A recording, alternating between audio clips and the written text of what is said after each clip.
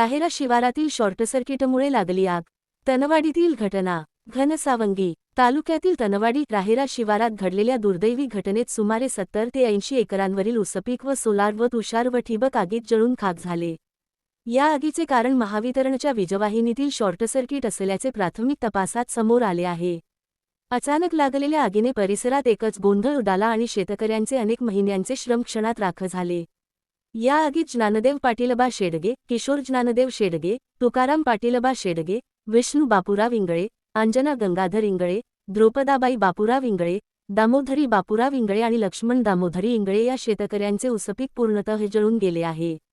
अनेकांनी ऊसपिकासाठी कर्ज घेतले होते, मात्र या आगीत त्यांचे सर्वस्व भस्मसात झाले. आग लागल्याची माहिती मिळताच घनसावंगी नगरपंचायतचे अग्निशमन दल तत्काळ घटनास्थळी दाखल झाले. ग्रामस्थांच्या मदतीने दलाने आगीवर नियंत्रण मिळवले, परंतु तोपर्यंत शेकडो टन ऊस राख झालेला होता. शेतकऱ्यांची मागणी, तातडीने आर्थिक मदत द्या. आधीच अतिवृष्टी आणि पुरामुळे नुकसान झालेल्या शेतकऱ्यांना या आगीने पुन्हा मोठा धक्का दिला आहे. शेतकरी बांधवांनी शासनाकडे मागणी केली आहे की महावितरणकडून शॉर्ट सर्किटमुळे झालेल्या या आगीचे तातडीने पंचनामे करून नुकसानग्रस्त शेतकऱ्यांना आर्थिक मदत मंजूर करावी.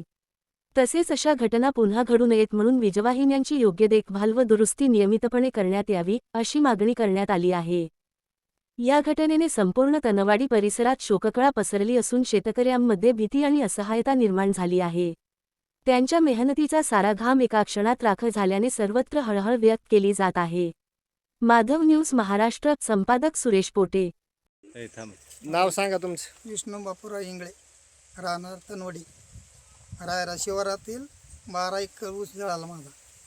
त्याच्यात ठिबक आणि तुषार, सोलार एकूण माझं 12 लाखाचं नुकसान झालं.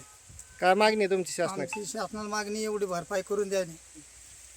नाव सांगा तुमचं. अंजना गंगाधर इंगळे. आमची 12 एकर शेती होती, पूर्ण ऊस जळाला. ठिबक, सोलार, तुषार.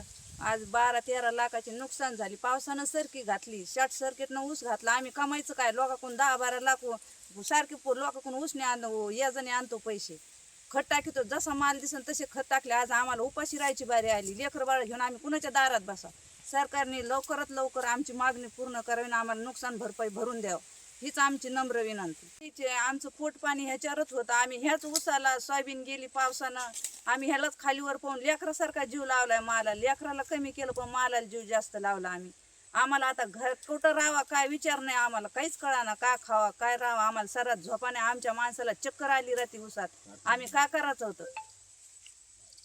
काय मागणी राहील तुमची शासनाची? आमची मागणी फरक सरकारला एवढीच आमची मागणी. आम्हाला भरपूर त्याने आम्हाला नुकसान भरपाई द्यावा, आम्ही हीच नम्र विनंती करतो.